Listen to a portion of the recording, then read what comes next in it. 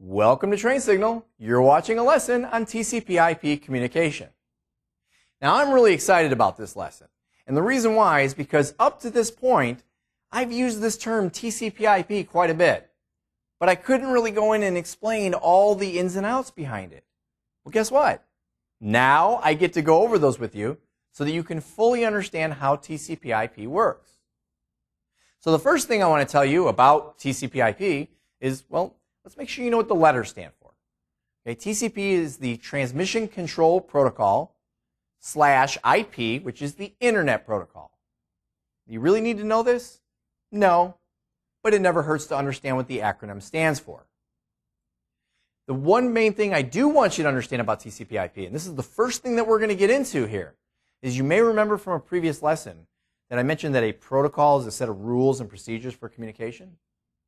Well, let's break that down further and remember that some of these higher level protocols, like TCP IP, are actually a set of individual smaller protocols. Okay, so we could say an individual set of rules and procedures that are all stacked together. You put them all together and you end up with a protocol stack or sometimes a protocol suite. They're the same thing. Okay, I mean, I've heard of the term protocol stack, protocol suite. They're synonymous. They can be interchanged with one another. So the first thing we're going to go through is the actual architecture of TCP IP and see how that suite of protocols is made up. So the first thing when it comes to that architecture is that it is based off of the 4-layer DARPA model. Okay, DARPA is D-A-R-P-A. And I really want to emphasize this is a 4-layer model because in a previous lesson we learned about the OSI model, which is a 7. I can't do that on one hand. It's a 7-layer model. Each of the 4 layers in this DARPA model have individual protocols. We're going to go over many of them, which will work together to form this suite or stack that we call TCP IP. So this is what the 4-layer DARPA model looks like. You'll see here that the top layer, just like with the OSI model, is the application layer. We, below that, have a transport layer. Then we have an internet layer. And finally, at the bottom, we have the network access layer. Now, just like the OSI model, where you needed to know what the names of the layers were and the order of those layers and what basically takes place at each layer, pretty much the same holds true for this model as well. And as a matter of fact, you'll see here that the TCP IP model, which, that's pretty much interchangeable. Some will tell you that that's not technically accurate to interchange TCP IP with DARPA. There are some technicalities to it, but for simplicity and understanding, from here on out, we'll just call it the TCP IP model. You'll see that that model somewhat maps to the 7-layer OSI model. And I will tell you again, this is just rough. Okay, this is just a rough mapping. The top layer of the TCP IP model, although it shares the same name, which is application, as the top layer of the OSI model, you'll see that it roughly maps to the top 3 layers of the OSI model. Now, why is this important? This has to do with functionality. Okay, when we learned the OSI model and we saw the different functionality in each of the layers, well, it's that similar functionality taking place at certain layers in the TCP IP model. Now, the transport layer, you'll notice, is almost a perfect match with the transport layer from the OSI model. The internet layer is almost a perfect match with the network layer of the OSI model. And the network access layer roughly maps to the bottom 2 layers of the OSI model. All right, so that's just kind of basically looking at the layers from a perspective relative to the OSI model. Another thing that you should take into consideration is that the functionality of the TCP IP model is exactly the same as the functionality of the OSI model. If you watched my OSI model lesson, I had an actual animation here where I showed how the sending computer starts with raw data. That data is then sent down through the OSI model with each layer adding header and then some trailer information on the way down. It goes across the network cable once you get down to the network access layer. And then on the receiving side, the network access layer takes it off the cable, sends it up through the OSI model, with each layer stripping off the information that the corresponding layer from the sending computer had added, until eventually up at the top at the receiving computer, you end up with raw data. If this does not make sense to you, and if I went through this too quickly, make sure you go watch the OSI model lesson where I explain this in more detail. Now, the next thing that you need to know when it comes to this TCP IP model is you need to understand some of the different protocols that are involved with the protocol stack. Okay, if we're going to talk about protocol stack or a protocol suite, you have to know what some of those are. Now, up at the top in the application layer, I have 6 of them listed for you, but I will tell you that that is not an all-encompassing list. Okay, in other words, there are many more protocols that exist up at the application layer. And you'll notice that many of these protocols relate specifically to some application or service that we find in the operating system. If you look down at the bottom in the network access layer, I have Ethernet and token ring listed, and realistically, Ethernet is the only thing that is used right now. And as I've mentioned in previous lessons, token ring can be used as an access method, but primarily only with certain fiber-based, ring-based WAN technologies. In a local area network, we're talking almost strictly Ethernet.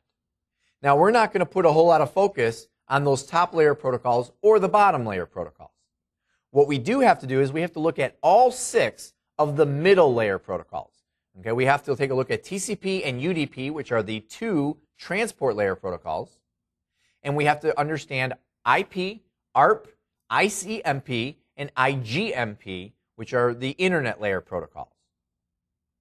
So starting off with the transport layer protocols. The first one that we're going to look at is something called TCP, which you'll notice is obviously important because it's part of the name TCP IP, right? So TCP, which is Transmission Control Protocol, is used when you have a one-to-one connection, or what we'll see in a little bit is called a unicast, where you have one computer sending specifically to another computer. That's where we would use TCP.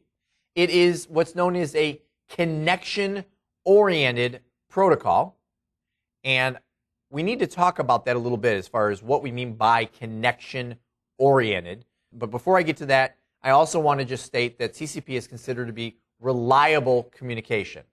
Now, here's the reason why it's connection-oriented and it's reliable. As far as it being connection-oriented, this means that a connection must be established before data can be exchanged. Okay, so in other words, if I have some data that I need to send to you, I can't just send it. I have to first get your attention and make sure that we are ready to communicate and that we have a connection to have that communication before sending the data. The way TCP does this is through the use of a 3-way handshake. So let's talk about how this 3-way handshake works.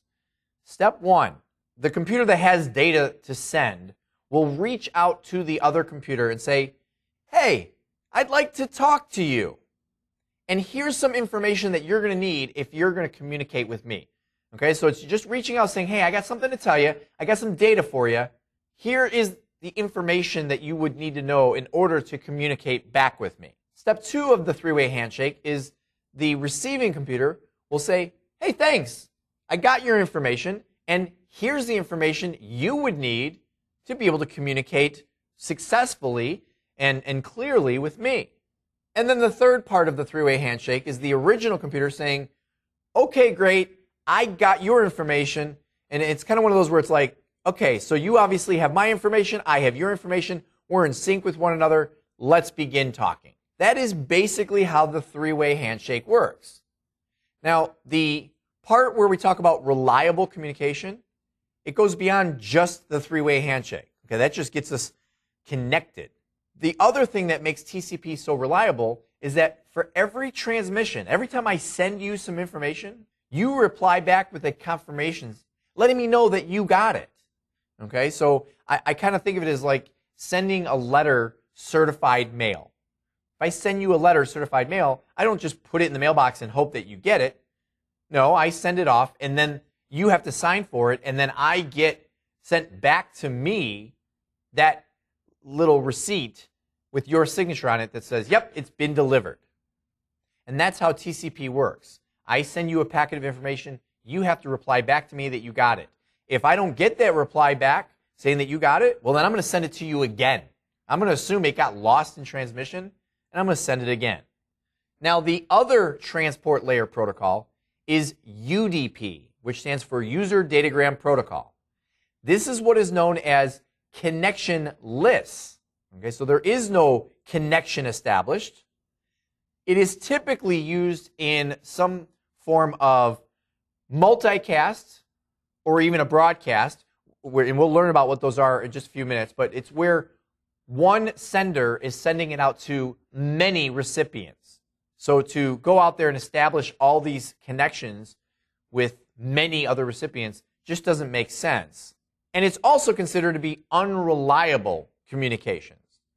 Okay, the way it works is, I like to think of it as, now let's just say you were sending a letter and it was not certified mail, right? You just put it in the mailbox and you hope it gets there. That is pretty much how UDP works. The sender has some data to send and it just gets sent and hopefully you get it. And the best way to think of this would be the multicast scenario. And I know I'm getting a little ahead of myself here, but in a multicast, the example I could give would be, let's say you're watching some streaming video on the internet. Well, the website which is putting that video out there, well, they don't know who the recipients are, right? They just put it out there, and then anybody who subscribes to it can receive that information. Well, all the packets of information that I'm streaming out there that make up this video that you're watching, you may not get every one of them. As a matter of fact, you may have had an experience where you were watching some streaming video, and then it just kind of froze up. And it froze up for, let's say, 2 seconds. And then it released, and you continued watching whatever you were watching. That's what we're talking about when we say unreliable communications. The reality is most of that data is still going to get there, but if it doesn't, it doesn't. You just move on. So those are your transport layer protocols. Now, the internet layer protocols. The first one, well, again, the first one of transport layer was TCP, which of course is part of TCP IP. And what's the other half? IP, the Internet Protocol. And as I've mentioned many times, TCP IP is needed for the Internet. The Internet Protocol is responsible for addressing and routing. You remember when I said that the Internet layer of the TCP IP model maps to the network layer of the OSI model? And you remember that the network layer of the OSI model from a different lesson we said was responsible for addressing and routing? This is actually why we say that. Because we know that in the OSI model, the number one protocol that's actually being used is TCP IP, and this is where that mapping is. So IP is responsible for things like dealing with IP addresses, and then being able to route and determine how we're going to get from point A to, let's say, point Z, right? We may have to go through all sorts of different routers to get from one network to another. The next internet layer protocol is ARP, the Address Resolution Protocol. This is responsible for resolving an IP address to a physical hardware address or a MAC address. And I will tell you, if that confuses you, some people look at it the other way around. And I've always taken a stand of, you could say it either way. You could say it's resolving the hardware address to an IP address. Okay, the idea is, we'll just say it's resolving between the two.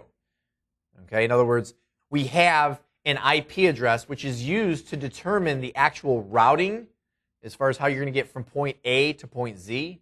But once we get to the actual network where the recipient exists, we need to resolve down to a physical hardware address, the actual hardware address of the network card, to then be able to deliver it to that network card to get it into that computer. Okay, so ARP is a protocol that does that resolution. I will also tell you, even though we're not going to go into it at this point, ARP is also a utility. There's actually a command line utility, which is also ARP. And it is a utility which is related to resolving IP addresses and MAC addresses. But just in case you've heard these little tidbits of information, I want to make sure it's not confusing to you. It's a protocol and a utility. The next protocol is ICMP, which stands for Internet Control Message Protocol. This is a protocol which is responsible for diagnostic and error reporting. This is a protocol that is used to attempt to make TCP IP more reliable. Still doesn't make it perfect. There will be dropped packets, there will be mistakes, and especially if you're using UDP transmission, there will be dropped packets that just never get there. But what ICMP does is if there is some form of error in transmission, it will attempt to send back an error message. The way I like to think of this, using the mail analogy that I keep going back to, is if you were to send a letter, and when you send that letter off, the post office realizes that you sent it to an address that doesn't exist, or maybe the person doesn't exist at that address anymore, right? Maybe they deliver it, but then the person in that house says, yeah, they're not there anymore. They then attempt, and they being the post office, they attempt to send that letter back to you, the sender. And they put a stamp on there, like return to sender or something like that. They attempt to send it back to you, but there's no guarantee that that's going to ever even make it back to you either. And that's exactly how ICMP works. The last of these internet layer protocols is IGMP, which stands for Internet Group Management Protocol. And I'm kind of laughing here because I will tell you that the one main thing that I'm going to tell you that you should know about IGMP is that it's not ICMP. And the reason I say that, above and beyond anything else, is because, well, look at it. I mean, I, M, and P are all the same, and the letter G almost looks like the letter C, but with an extra little thing on it. So you don't want to confuse the two. And then on top of that, there's not a whole lot that you need to know or worry about when it comes to IGMP. It has to do with managing multicast group membership. So I mentioned multicast a few moments ago when we were talking about UDP. We talk about where you have like streaming video or streaming audio, and only certain people will subscribe to receive it, right? It's been broadcast out on the internet. It doesn't just automatically show up on everyone's computer. It shows up on the people who have requested to receive it. And they get that by getting a multicast IP address, which IGMP will then manage. You shouldn't need to know much more than that about IGMP. So those are the 4 internet layer protocols. So as a whole, I will tell you that that is pretty much everything that you need to know about the TCP/IP architecture and the actual model and how it all functions together. And it's not a lot, but it's extremely important. The next thing that I want to talk to you about is different types of communication. And I've already mentioned some of these types of communication while explaining, well, the architecture. Okay, the 3 types of communication that I want to talk to you about, first of all, are unicasts. And a unicast is a one-to-one communication, meaning one computer has something to send to another computer. It's a very direct communication. A multicast is considered one-to-many, but as I've already described, not everybody, just a lot of people, anybody who wants to subscribe to it. And a broadcast is where you have from one to all, or everybody, or at least everybody within what's called a broadcast domain. And that, by the way, is determined based upon the equipment that you have in place. Everybody who's on the same side of a router is in the same broadcast domain. And if there's a broadcast, which means you send it to the network address that has the network ID that you're on with all ones, or what usually equates to all 255s for the host ID, which tells every computer, this is for you and you must receive it. So that's a broadcast. Now just to illustrate this, this is what it looks like. A unicast has from one computer directly to another computer. Multicast is one to many, but you'll notice from this picture, not all. And then the broadcast is from one to all of the computers on that same network. So those are the 3 main ways, and really, for the most part, the three only ways that communication takes place in TCP/IP. And I will tell you that this is very specific to IP version 4. You'll see there are some ever so slight variations to this when using IP version 6. Now, the last thing that I want to talk to you about here in this lesson is something called access methods. Or in other words, the method in which data can access the network. There's 3 access methods I want to go over with you. The first being something called CSMA/CD, which stands for Carrier Sense Multiple Access with Collision Detection. Now, before I go any further, even though I said there were 3 access methods, I want to tell you this is the one that I want you to absolutely understand. Okay? And the reason why is because this access method is also known as the access method for Ethernet networks. The #1 most heavily used type of network out there. Okay, so you have to understand how CSMA/CD works. Now, the first thing I want to do is break down those words, carrier sense multiple access with collision detection. Carrier sense means that the computers can sense if there's already data out on the cable. Okay, so just hold on to that for a moment. I'll explain why that's important. But the next words are multiple access. That means all computers have access at the same time. There's no like predefined line, like everyone get in line and then you can take your turn. We'll see how that comes into play with a different access method. The last words are collision detection. Although you're going to see that there's a process here that which kind of helps avoid collisions, or we hope we can avoid some collisions. Collisions do happen, and what I mean by collisions is 2 computers both putting data out at the same time, the data comes together and collides. Well, when that happens, we can detect that, address it, and then figure out how to solve that situation. So what I want to do is give you kind of a real-world analogy to how this all works with CSMA/CD. What I like to think of it as is I like to think of it as a polite conversation.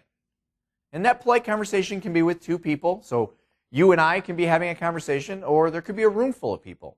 It works the same way.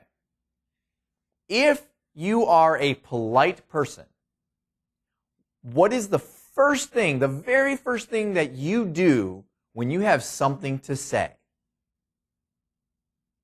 That's right, you listen, right? I intentionally gave you some silence there. Before you speak, you wait, you listen and say, okay, I don't hear anybody else talking, I'm going to talk, right? Because it's rude if you talk over somebody else. And I'll tell you what, if you were in a classroom with me right now, I would have talked over you all the time. Why? Because I'm an instructor, and so I think I get to be arrogant and rude. So we're not talking about that. We're talking about a polite conversation. And that is the carrier sense aspect of this, right? I get to listen. And when I hear that silence, or when the computers don't see data traveling, they can go ahead and transmit. And again, it is multiple access, so everybody's doing that at the same time. Meaning if you and I were talking to each other, there's no rules that say, I get to talk, you get to talk. I get to talk, you get to talk. No, it doesn't work that way. Either one of us can talk whenever we want. So again, if we think about it, it's a polite conversation. We listen. Nobody's talking. We go ahead and say something. But even in a polite conversation, what happens every once in a while? What if you and I both had something to say, right? Our brain said, oh, I want to tell the other person something. And there was silence, right? We're both listening. No one say anything. We might both speak at the same time. And what happens? If you think about it, what really happens? If we both speak at the same time, our voices collide. Neither one of us really understand what the other one was saying. We don't really hear it clearly. And so we stop talking. And that's what happens when 2 computers both talk. You get that collision. The data doesn't go any further. It dies right there on that collision. Just like if you and I were talking, we both stop talking. And what happens at that point is there is a random amount of time, and it's truly random, meaning the computers will each wait a random amount of time, hopefully not the identical random amount of time, before they attempt to transmit again. And that's kind of like what would happen if you and I were speaking. If we both spoke at the same time, our voices collide with one another. We stop, right? All right, sorry, other one's talking.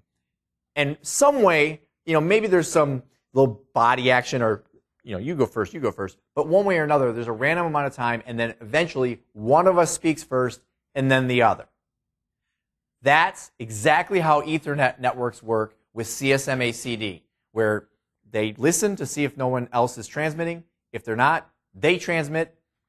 If they go ahead and transmit accidentally at the same time, there's a collision, that data stops, and then they wait a random amount of time and try again. All right, so again, I want to emphasize that's the access method I want to make sure that you are clear on. You have to be clear on this access method. Now, the second access method I want to talk to you about is very, very similar. Okay, it is CSMA/CA, which again stands for Carrier Sense Multiple Access. That's the same, and the meaning is the same. But now the CA stands for collision avoidance. Now, you remember how I said, CSMA-CD, we're already trying to avoid collisions, but we do it just by listening for silence, right?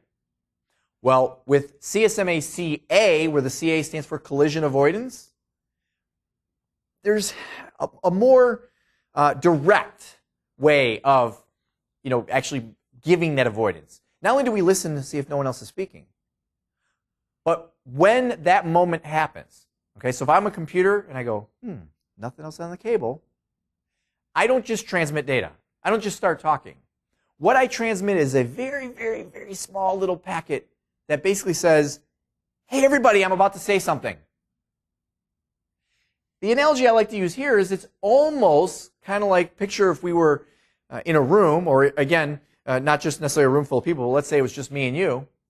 And instead of just listening to see if the other person was talking and waiting for the silence, let's say if before we spoke, we actually raised our hand. Right? We actually raise our hand to let you know, I have something to say. Picture it like if you were in a room having a meeting with a group of people. People raise their hand. Raising the hand tells everyone else, hey, I'm about to say something. So you all shut up now. That's how CSMA-CA works. Now, I will tell you, even with collision avoidance, you can still have collisions. But the collision doesn't take place with the data, so it's not the actual data that collides. Two people can raise their hand at the same time. Okay, so two computers can send out that little piece of information. And if that happens, if that little packet that says, hey, I'm about to transmit, if those collide, well, then you revert back to CSMA-CD in the sense that there's a randomness before one of those computers transmits that little packet again saying, hey, I'm about to send some data. And I will tell you that CSMA-CA, although it still may be used, and I'm not overly familiar with this to know how much it's used in this arena, because I'm more of a PC guy and a Windows guy. But I know on the Apple side of things, the old Apple Talk networks used to use CSMA-CA.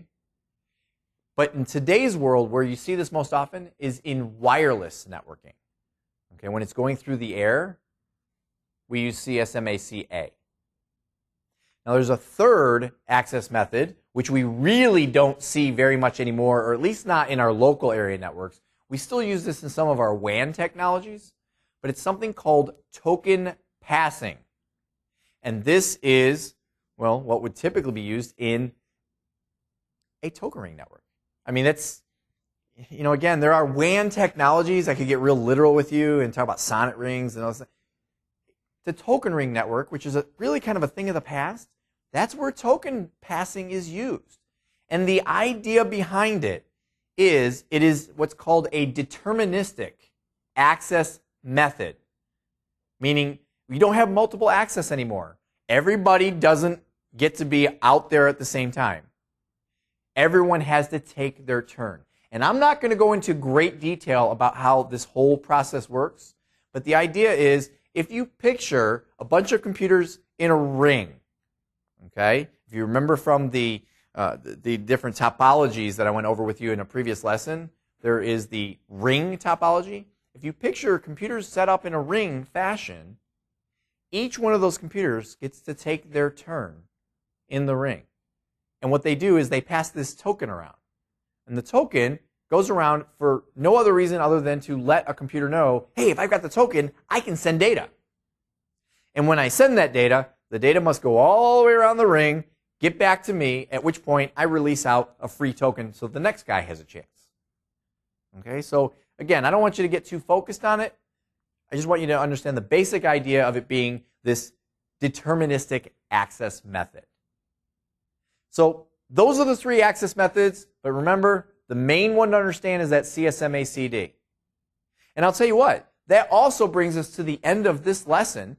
And you know, I told you at the beginning of this lesson, this was a very exciting lesson for me.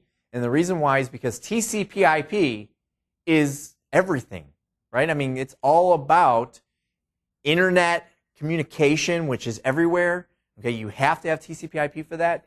You'll hear the term TCP/IP come up in probably just about every single lesson in this course. So this was my opportunity to make sure that you are solid on how TCP/IP communication works. And I hope I've done my job, and I hope you've been able to grasp everything that you need to get to understand exactly what it is, because you're going to hear that term a whole lot. So with that said, that's all I have for you, and so I'll see you in the next lesson where you're going to understand TCP/IP.